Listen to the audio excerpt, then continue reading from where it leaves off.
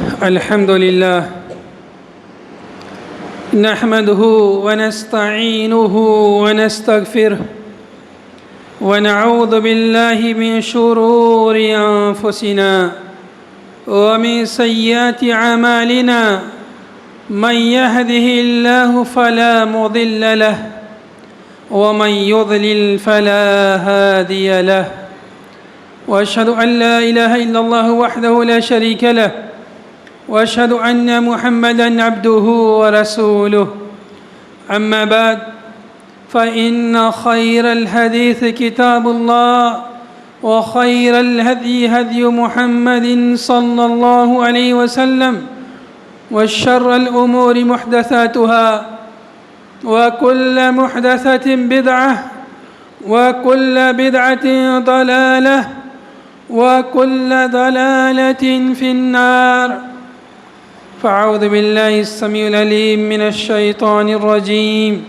بسم الله الرحمن الرحيم يا أيها الذين آمنوا اتقوا الله حق تقاته ولا تموتن إلا وأنتم مسلمون يا أيها الناس اتقوا ربكم الذي خلقكم من نفس واحدة وخلق منها زوجها وبث منهما رجالا كثيرا ونساء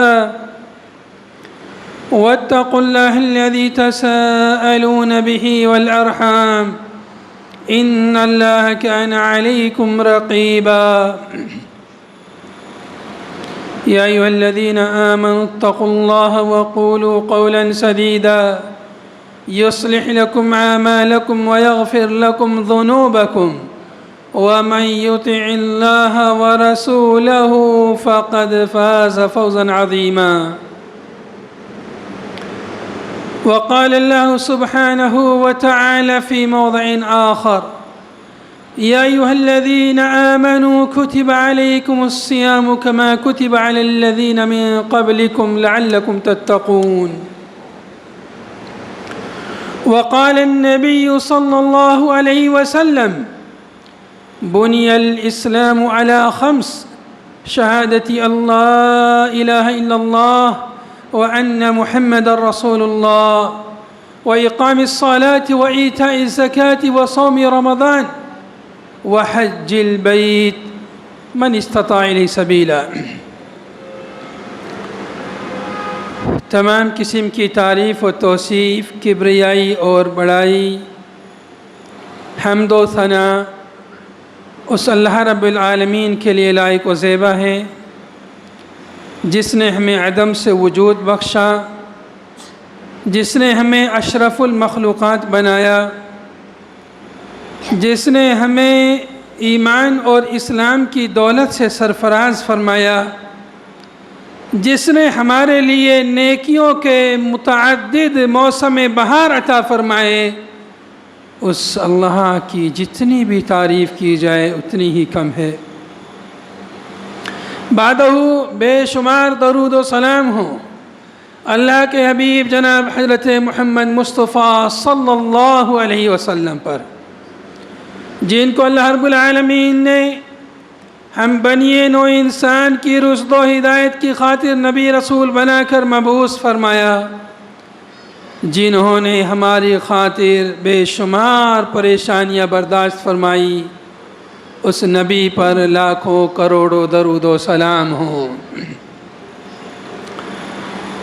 معزز سامعین، حاضرین جمعہ،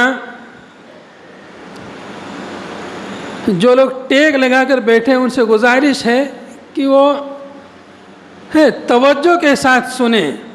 ابھی خطبہ شروع ہی نہیں ہوا پہلے ہی سونے لگ گئے ہیں۔ توجہ کے ساتھ میں دھیان کے ساتھ سنیں گے تو فائدہ ہوگا، اور جب سونے کی نیت سے بیٹھیں گے تو نیند تو آئے گی نا۔ پھر تو ایسے بیٹھیے کہ اس سے سستی نہ آئے۔ اسی لیے جمعہ کے خطبے میں خاص طور سے اس طرح بیٹھنے سے منع کیا گیا ہے کہ جس طرح بیٹھنے میں سستی آتی ہے، دونوں ہاتھوں کو ایسے لپیٹ کر پیروں کو کھڑا کر کے بیٹھ جاتے ہیں، اس سے اسی لیے منع کیا گیا ہے کہ اس سے سستی آتی ہے۔ اور پہلے زمانے میں لنگیوں کا بہت زیادہ اہتمام تھا تو شرمگاہ کے کھلنے کا اندیشہ بھی رہتا تھا. بہرحال تو سامعین کی یہ ذمہ داری ہے کہ خطبہ غور سے سنیں. یہ سننا بھی عبادت ہے اور سن کر اس پر عمل کریں. ابھی چند دنوں کے بعد میں ایک بہت ہی عظیم الشان موسم شروع ہونے والا ہے جسے نیکیوں کا موسم بہار کہا جاتا ہے. اللہ رب العالمین کا بہت عظیم انعام ہے. اس انعام کو ہمیں سمجھنے کی ضرورت ہے. نہ صرف انعام ہے بلکہ فرض ہے، اسلام کا چوتھا رکن ہے. اس کے فضائل اور اس کے برکات کے بارے میں تو آپ آگے پورے مہینہ بھر سنتے رہیں گے یا اگلے خطبوں میں سنیں گے، لیکن جو سب سے زیادہ ضروری چیز ہے جس کا جاننا ہر شخص کے لیے ضروری ہے، میں اس پوائنٹ پر زیادہ بات کروں گا. یعنی رمضان المبارک کے روزے یہ صرف فضیلتوں اور برکتوں کے نہیں ہیں، اس سے بڑھ کر کے ہر مسلمان عاقل بالغ مرد عورت پر یہ رکھنے فرض ہیں.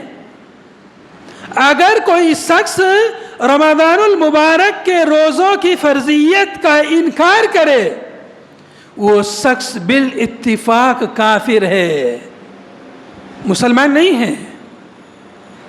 جو رمضان المبارک کے روزوں کی فرضیت کا کوئی انکار کرے وہ مسلمان نہیں ہے، وہ کافر ہے. سب کے یہاں کوئی اختلاف نہیں اس میں.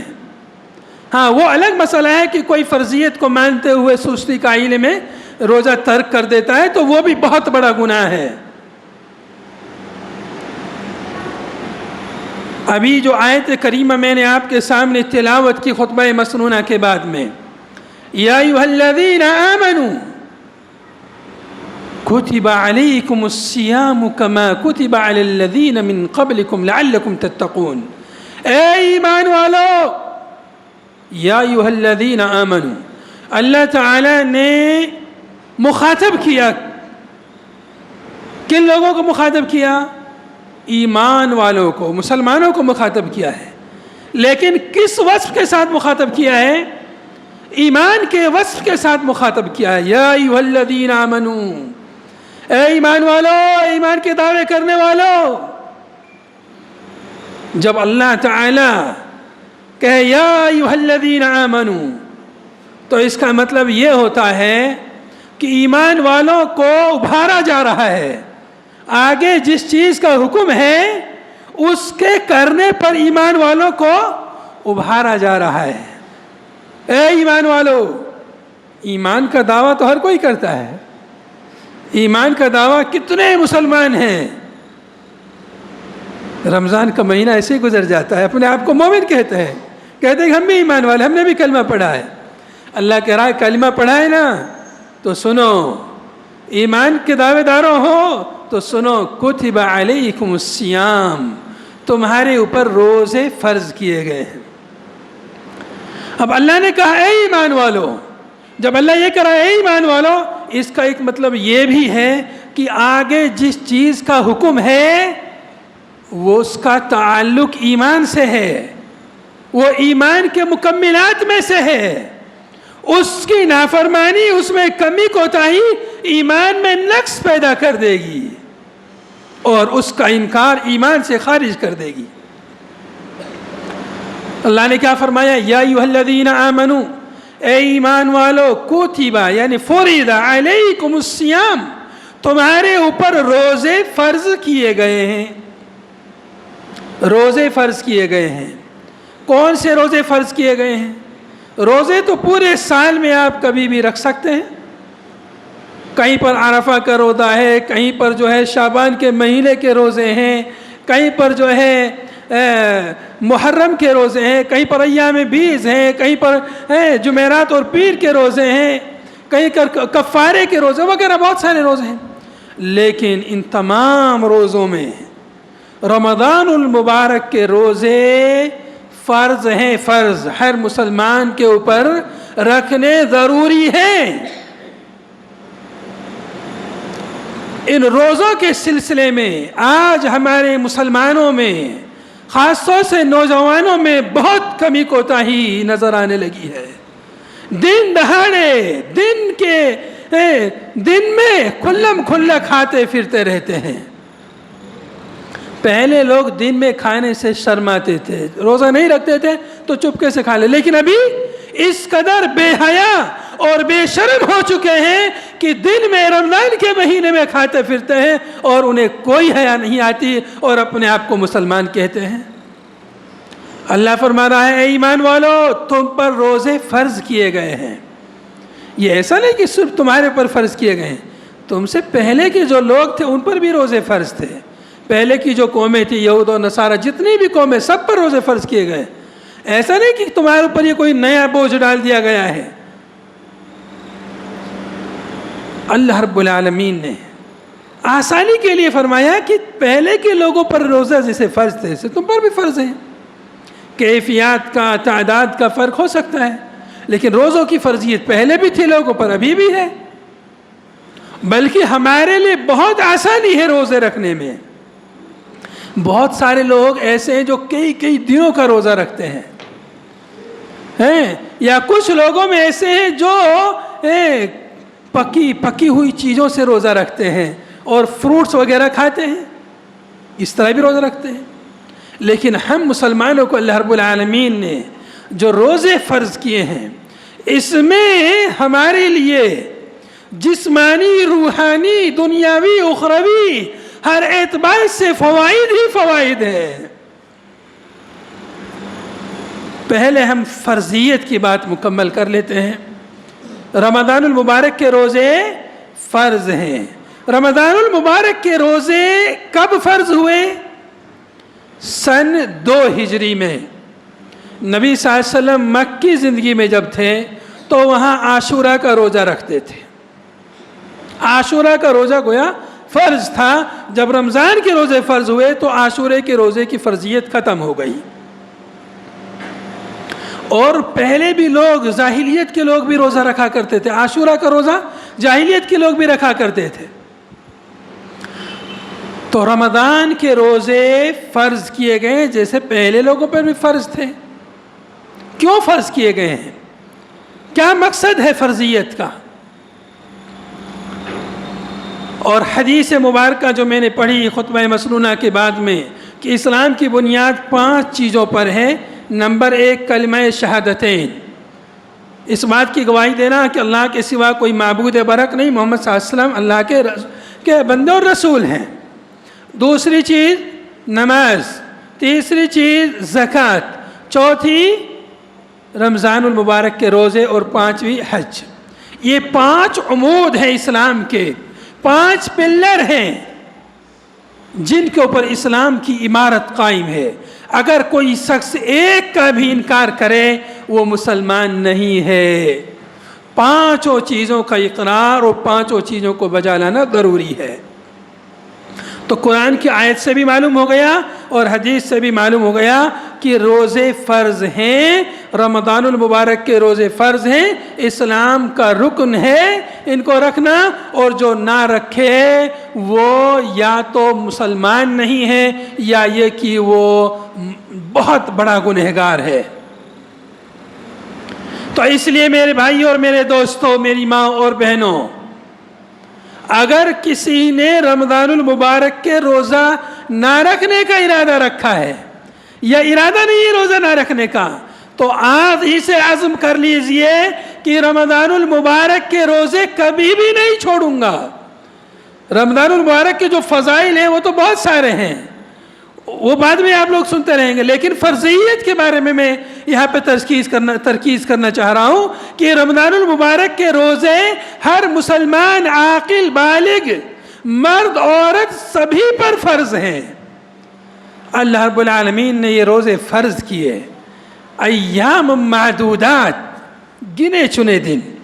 اللہ نے فرمایا کہ روزے فرض کیے تاکہ تم متقی و پرہیزگار بن جاؤ، اور گنے چنے دن کے لیے فرض کیے ہیں۔ سال میں 12 مہینے ہوتے ہیں، 12 مہینوں میں سے اللہ تعالیٰ نے کہا کہ 11 مہینہ تمہارے، پورے 11 مہینہ کھاؤ پیو، جب تک جتنا چاہو کھاؤ پیو، لیکن 12 میں سے 1 مہینہ میرے لیے دے دو، اور اس 1 مہینے کے صرف دن، رات بھی تمہاری، رات میں بھی کھاؤ پیو جتنا کھانا پیو، گویا کہ 15 ہی دن ہو جاتا ہے اس طرح سے۔ 1 سال میں سے 1 مہینہ، 12 مہینوں میں سے اللہ تعالیٰ 1 مہینہ مانگ رہا ہے، اور 11 مہینہ تمہارے۔ کتنی اللہ نے ڈھیل دی ہے۔ اگر اللہ تعالیٰ کہتا کہ نہیں پورے سال تم کو دن میں روزہ رکھنا ہے، تو بھی ہمیں ماننا پڑتا، اللہ کا حکم ہے، اللہ کے مخلوق ہیں، اللہ کے بندے ہیں، تب بھی ہمیں ماننا پڑتا۔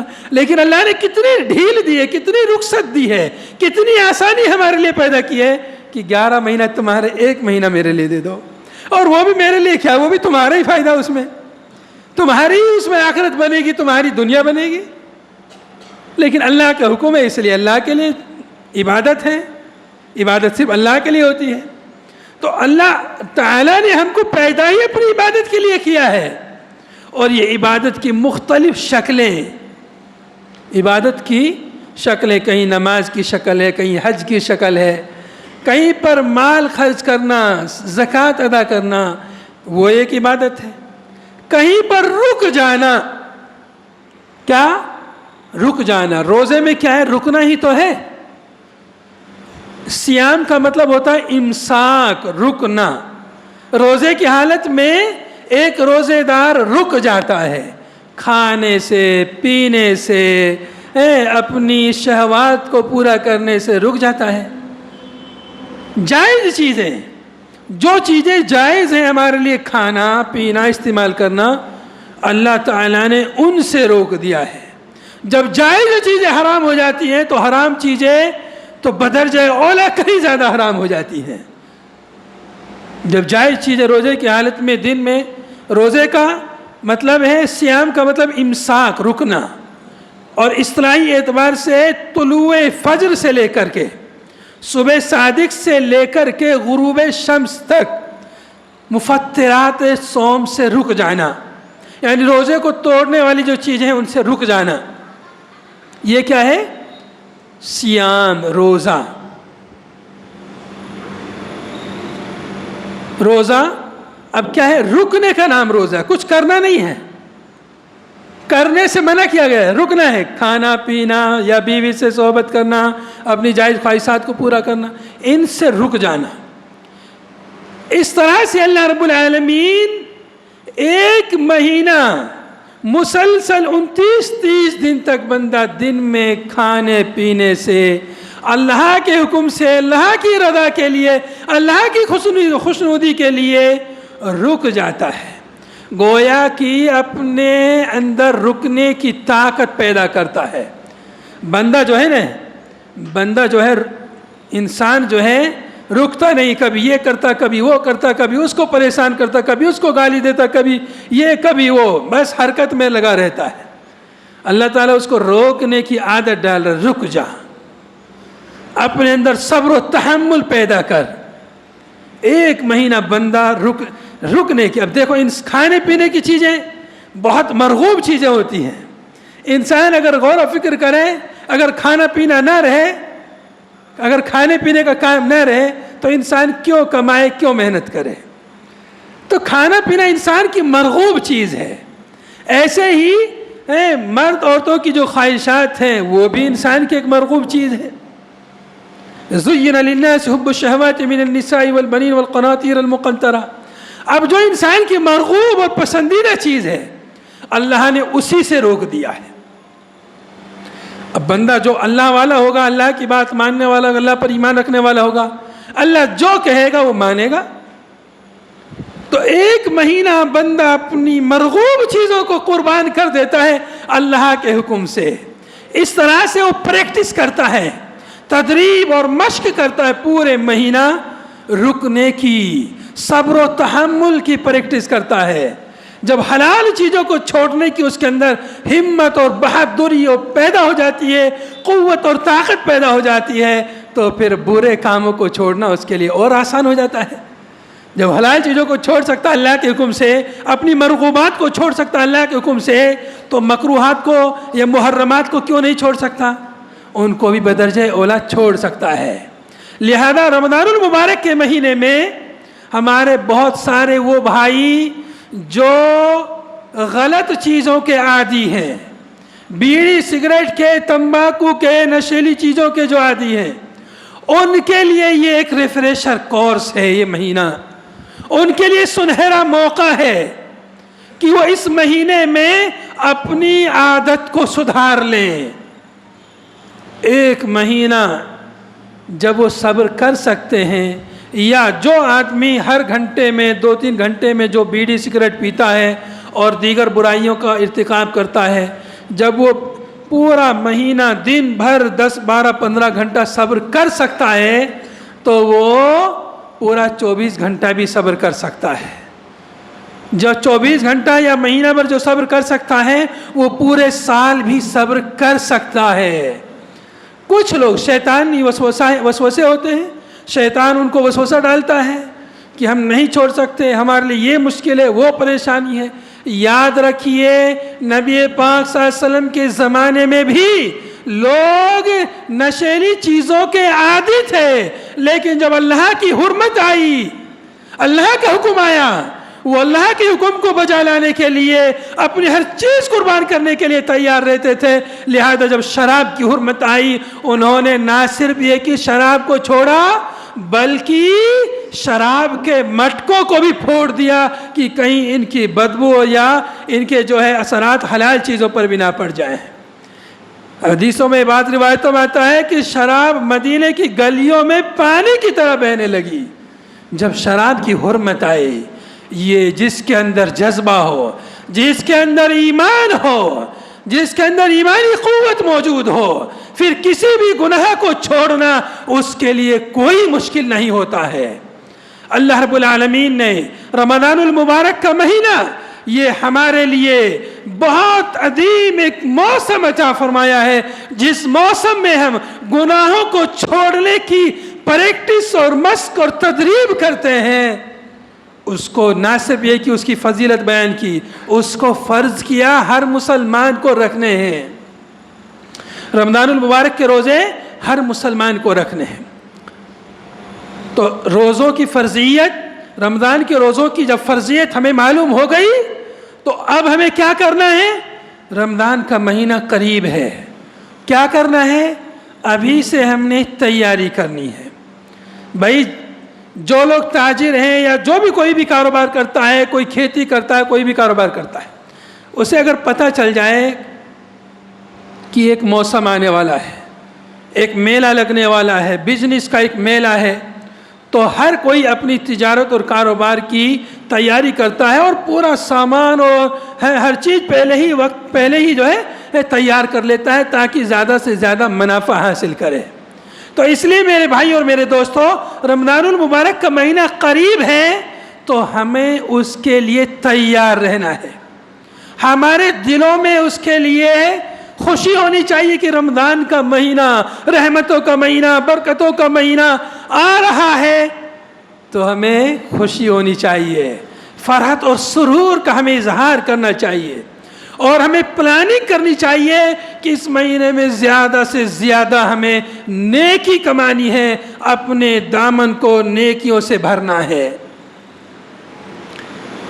پلاننگ یہ بھی کرنی ہے کہ جو ہماری دن رات کی مشغولیات ہیں، ان مشغولیات کو کم کر کے اوقات عبادات کے لیے نکالنے ہیں، عبادتوں کے لیے، قیام اللیل کے لیے، تلاوت کے لیے، ذکر و اذکار کے لیے، انفاق فی سبیل اللہ کے لیے، کیونکہ اس مہینے میں انفاق، صدقہ و خیرات کی بھی بڑی فضیلت ہے، تو اس کی بھی پلاننگ کرنی ہے کہ اس مہینے میں اتنا پیسہ خرچ کرنا ہے۔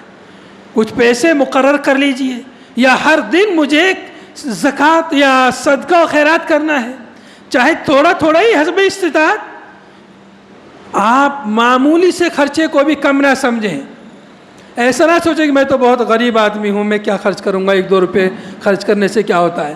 جتنی جس کو اللہ نے استطاعت دی ہے اس حساب سے وہ اپنی پلاننگ بنا لے، کر لے. قرآن پاک کی تلاوت کے لیے وقت نکالے، پلاننگ بنائے کہ مجھے رمضان میں 4، 5، 6، 2، 3 حسب استطاعت، یا ایک قرآن مکمل کرنا ہے، ختم کرنا ہے، یا قرآن پاک کو ایک مرتبہ ترجمے سے پڑھنا ہے. ایسے وقت نکالیے. 5 نمازوں کو جماعت کے ساتھ پابندی سے پڑھنا ہے. کچھ لوگ کیا ہے کہ تراویح کی نماز تو بہت پابندی سے پڑھتے ہیں اور فرض نمازوں کی جماعتوں کو چھوڑ دیتے ہیں. ایسا نہیں ہونا چاہیے. فرض جو نمازیں ہیں، کچھ لوگ ایسے بھی ہیں جو روزہ رکھتے نماز نہیں پڑھتے. میرے بھائیو، فرض جو نماز ہے، ایک نماز کے برابر آپ کتنے بھی روزے رکھیں، نماز کے برابر روزہ نہیں ہو سکتا ہے. اس لیے نماز کبھی بھی کسی بھی حال میں نہیں چھوٹنی چاہیے، اور رمضان کے حال میں تو بالخصوص. اور ایسے ہی یہ بھی پلاننگ بنا لیں کہ مجھے کوئی گناہ نہیں کرنا ہے، اپنی زبان کو کنٹرول میں رکھنا ہے، غیبت اور چغل خوری نہیں کرنا ہے، جھوٹ نہیں بولنا ہے، کسی پر طعن و تشنیع نہیں کرنی ہے، وغیرہ وغیرہ جو برائیاں ہیں وہ ساری برائیاں نہیں کرنی ہیں. اور ان سب سے پہلے اپنی نیتوں کو خالص کرنا ہے. نیتوں کو خالص، کہ روزہ صرف اور صرف اللہ کی رضا کے لیے رکھنا ہے، کوئی دکھاوے کے لیے نہیں. لوگ کیا کہیں گے، روزہ نہیں رکھوں گا تو لوگ کیا طعنہ دیں گے، یہ سب مقصد نہ ہو. صرف اللہ کی رضا کے لیے کہ اللہ نے روزے فرض کیے ہیں اس لیے روزہ رکھنا ہے. نیتوں کو خالص کیجئے کہ صرف اور صرف اللہ کی رضا کے لیے روزہ رکھنا ہے. اور نیتوں کو خالص کرنے کے بعد سچے دل سے توبہ کر لیجئے. جو کچھ گناہ ہوئے ان گناہوں سے توبہ کر لیجئے. اس لیے کہ جو آدمی گناہوں میں ڈوبا ہوا ہو اسے نیکی کرنے کی توفیق نہیں ہوتی. اس لیے گناہوں سے توبہ کر لیجئے تاکہ رمضان سے صحیح طریقے سے فائدہ اٹھا سکیں، صحیح معنوں میں رمضان کی برکتوں اور رحمتوں کو بٹور سکیں. اس کے لیے اپنے گناہوں سے الگ ہو جائیے، گناہوں کو چھوڑ دیجئے، سچے دل سے توبہ اور استغفار کر لیجئے تاکہ رمضان کے روزوں سے صحیح معنوں میں فائدہ اٹھا سکیں. اور کیا کرنا ہے؟ رمضان کے لیے دل میں خوشی ہونی چاہیے. ایسا نہیں کہ ارے یار روزے آ گئے اب روزے رکھنے پڑیں گے، اس کو بوجھ سمجھ بیٹھتے ہیں کچھ لوگ رمضان کے روزوں کو اپنے لیے بوجھ سمجھ بیٹھتے ہیں. میرے بھائیو، یہ بوجھ نہیں ہے، یہ اللہ کی بہت عظیم نعمت ہے، بہت عظیم رحمت ہے. اس مہینے کو سید الشہور کہا جاتا ہے، مہینوں کا سردار ہے. اللہ تعالیٰ نے جس طرح سے دنوں کو فضیلت دی ہے، جمعہ کا دن جو ہے دنوں میں سب سے افضل ہے، ایسے رمضان کا مہینہ بھی مہینوں میں سب سے افضل ہے. جیسے انبیاء میں نبی پاک صلی اللہ علیہ وسلم سب سے افضل ہے، ایسے رمضان کا مہینہ بھی سب سے افضل ہے. میرے بھائی اور میرے دوستو، یہ مہینہ، اس مہینے کا تعلق بہت ساری عبادتوں سے، اچھائیوں سے، نیکیوں سے ہے. یہ مہینہ قرآن کا مہینہ ہے، قرآن اس مہینے میں نازل ہوا، اس لیے قرآن سے رشتہ بھی ہمارا مضبوط ہونا چاہیے اس مہینے میں. یہ مہینہ صبر اور شکر کا مہینہ ہے، اس لیے ایک بندہ کھانے پینے سے صبر کرتا ہے، اس کے اندر صبر و تحمل پیدا ہوتا ہے. یہ مہینہ رمضان کا مہینہ تقوی کا مہینہ ہے، جس تقوی کی وصیت اللہ تعالیٰ نے انبیاء کو فرمائی، جس تقوی کی وصیت نبی پاک صلی اللہ علیہ وسلم نے اپنی امت کو فرمائی، اوصیکم بتقوی اللہ، میں تمہیں اللہ کا تقوی اختیار کرنے کی وصیت کرتا ہوں. تو میرے بھائی اور میرے دوستو، روزہ رکھنے سے دلوں کے اندر تقوی پیدا ہوتا ہے، تو یہ مہینہ تقوی کا مہینہ ہے. اگر اس مہینے میں ہم نے اپنے اندر تقوی نہیں پیدا کیا، اپنے آپ کو متقی نہیں بنایا، پرہیزگار نہیں بنایا، تو بیکار ہے، بھوکا پیاسا رہنا بیکار ہے.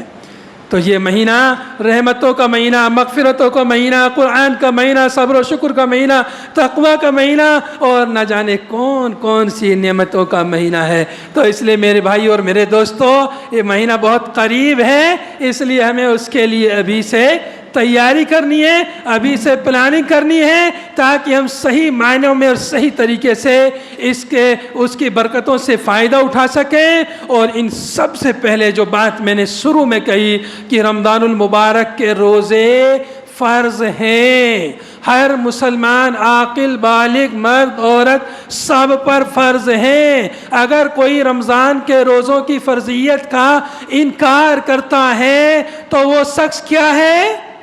وہ شخص بالاتفاق کافر ہے۔ اپنا نام چاہے عبداللہ رکھے، چاہے مسلمان نام رکھے، چاہے محمد نام رکھے، چاہے کچھ بھی نام رکھے، اگر کوئی رمضان کے روزوں کی فرضیت کا انکار کرے وہ تمام فرقوں کے یہاں کافر ہے۔ لیکن فرضیت کو مانتا ہے اور روزوں کو چھوڑتا ہے تو سب کے یہاں وہ بہت بڑا گناہ کا مرتکب ہے، اور ایسے گناہ کا مرتکب ہے کہ جس کا وہ بعد میں جس کو کبھی پورا نہیں کر سکتا، توبہ کر سکتا ہے لیکن اس کی فضیلتوں کو حاصل نہیں کر سکتا۔ تو اس لیے میرے بھائی اور میرے دوستوں، میرے نوجوانوں، ابھی سے عزم مصمم کر لیجئے، پختہ ارادہ کر لیجئے کہ رمضان کے روزے کبھی نہیں چھوڑنے۔ اللہ تعالیٰ نے ہمارے لیے کتنی آسانی کی ہے، 12 مہینوں میں سے 1 مہینے کے لیے روزے مانگے ہیں، اور اس میں بھی دیکھیے آسانی یہ بھی کہ اگر کوئی بیمار ہو جائے چلو ٹھیک ہے بعد میں رکھ لینا، بیمار ہو گیا، ایسا نہیں کہ بیماری کی حالت میں بھی رکھنے ہی رکھنے ہیں، اللہ تعالیٰ نے ایسی سختی نہیں کی ہے، بیمار ہو گئے چلو بعد میں رکھ لینا۔ کوئی آدمی مسافر ہے، کسی کام سے اسے سفر کرنا پڑ رہا ہے، سفر میں روزہ رکھنا اس کے لیے مشکل پڑ رہا ہے تو چلو بعد میں رکھ لینا۔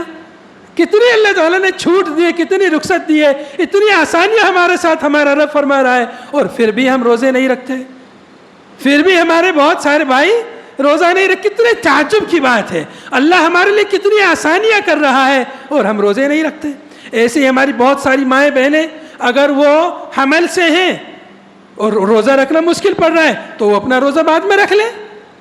ایسے ہی جو مائیں دودھ پلا رہی بچوں کو اگر روزہ رکھتی ہیں تو بچے کے لیے دودھ میں کمی ہوتی ہے تو وہ بھی اپنا روزہ بعد میں رکھ سکتی ہیں، یا بعد میں رکھنا بھی مشکل پڑ رہا ہے، پیدر پہ ولادت ہو رہی ہے تو وہ بھی جو ہے فدیہ ادا کر دے۔ کوئی ایسا بزرگ آدمی ہے کہ بہت زیادہ بوڑھا ہو گیا، روزے کی سکت نہیں ہے اس کے اندر، یا کوئی ایسی بیماری میں مبتلا ہے کہ اس سے شفایا بھی نہیں ہے، تو وہ آدمی بھی جو ہے فدیہ دے دے اور ہر روزے کے بدلے 1 مسکین کو کھانا کھلا دے۔ کتنی آسانی اللہ تعالیٰ نے ہمارے ساتھ کی ہے، اور پھر بھی ہم لوگ روزوں سے جو ہے گھبراتے ہیں، تو یہ بہت بڑی بدنصیبی کی بات ہے۔ اتنی فضیلتوں کا، رحمتوں کا، مغفرتوں کا اللہ رب العالمین کا نے یہ اتنا عظیم انعام عطا فرمایا ہے اور ہم لوگ اس سے غافل ہیں۔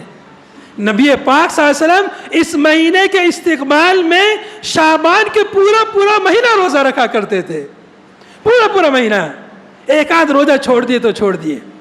رمضان کے فرض روزوں کے استقبال میں نفلی روزے شعبان میں نبی صلی اللہ علیہ وسلم پورا رکھا کرتے تھے، اور ہم مسلمان جو نبی صلی اللہ علیہ وسلم کی سنت ہے اس کو چھوڑ کر کے ایک دن 15 شعبان کو روزہ رکھ لیتے ہیں اور سوچتے ہیں کہ ہم نے تو بہت بڑا کام کر لیا ہے۔ ایسا کام جو صحیح حدیثوں سے ثابت ہی نہیں ہے، اس کام میں جو ہے محنت کر لیتے ہیں، اور جو نبی صلی اللہ علیہ وسلم کی سنت ہے کہ اس شعبان کے مہینے میں نفلی روزہ رکھ کر کے رمضان کا استقبال کرنا چاہیے، وہ نہیں کرتے۔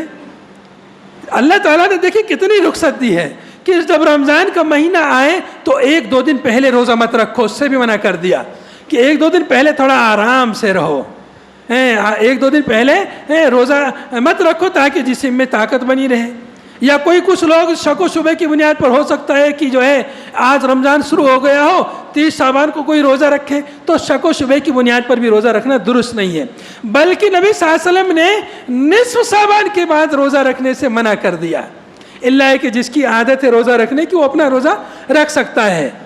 جس کو عادت ہے پیر کا، جمعرات کا، یا ایک دن روزہ رکھنا، ایک دن جو ہے افطار کرنا، ایسے کسی کی عادت ہے تو وہ نصف شعبان کے بعد بھی روزہ رکھ سکتا ہے، لیکن جس کی عادت نہیں ہے اس کو نبی صلی اللہ علیہ وسلم نے منع فرمایا ہے کہ نصف شعبان کے بعد روزہ نہ رکھو۔ کیوں؟ رمضان کے استقبال میں، تاکہ رمضان کے لیے جسم میں طاقت بنی رہے اور فرض روزوں کو اچھی طرح سے رکھ سکیں۔ تو میرے بھائی اور میرے دوستوں، میری ماں اور بہنوں، ابھی ہمارے پاس وقت ہے، ٹائم ہے، ہم پلاننگ بنا لیں۔ دنیا کے جو ہمارے کام ہیں، دنیا کمانا اور مشغولیات وغیرہ، پورے سال وہ تو پوری زندگی لگا رہتا ہے، تو ان کاموں میں اگر ان کاموں کی وجہ سے اگر ہمیں عبادتوں میں خلل ہو رہا ہے، روزہ نہیں رکھ پا رہے ہیں، تو اپنے کاموں کی ایسے ترتیب بنائیں کہ روزہ بھی رکھ سکیں، عبادتیں بھی کر سکیں اور اپنے کام بھی کر لے جائیں۔ کاموں میں کچھ تخفیف کر لیں یا ایسی ترتیب بنائیں کہ ہمارے روزوں اور عبادتوں پر اثر نہ پڑے۔ کچھ لوگ روزوں کو اس لیے ترک کر دیتے ہیں کہ وہ ڈیوٹی پہ رہتے ہیں، دن بھر کام کرتے ہیں، مزدوری کرتے ہیں اور کہتے ہیں کہ ہم جو ہے روزہ رکھنا ہمارے لیے مشکل ہے۔ تو یہ کوئی بہانہ نہیں ہے میرے بھائیوں، میرے دوستوں۔ آپ کو پتہ ہے رمضان کا مہینہ آ رہا ہے، پہلے سے آپ کو تیار رہنا ہے کہ رمضان کے روزے رکھنے ہیں۔ پہلے سے اتنا کما کے رکھیں یا بعد میں کمائیے، یا جو ہے اس مدت میں کم کمائیے، کم کام کیجئے کہ روزہ رکھ سکیں۔ تو یہ سب بہانے نہیں چلتے ہیں کہ میں دن بھر کام کرتا ہوں، دھوپ ہے، گرمی ہے، اس لیے میں روزہ نہیں رکھ سکتا۔ روزے فرض ہیں، ان کو رکھنا ہی رکھنا ہے۔ اگر اللہ تعالیٰ نے طاقت دی ہے، صحیح سلامت ہے، تو ان کو رکھنا ہی رکھنا ہے۔ آخر میں اللہ تعالیٰ سے دعا ہے، اللہ تعالیٰ ہمیں کہنے سننے سے زیادہ عمل کرنے کی توفیق عطا فرمائے۔ اللہ تعالیٰ ہمیں رمضان المبارک کے روزوں کو رکھنے کی توفیق عطا فرمائے۔ اللہ تعالیٰ ہمیں رمضان کی برکتوں اور مغفرتوں اور رحمتوں سے زیادہ فائدہ اٹھانے کی توفیق عطا فرمائے۔ وآخر دعوانا ان الحمد للہ رب العالمین۔ اقول قولی ھذا استغفر اللہ لی ولکم ولسائر المسلمین من کل ذنب واستغفروہ انہ هو الغفور الرحیم۔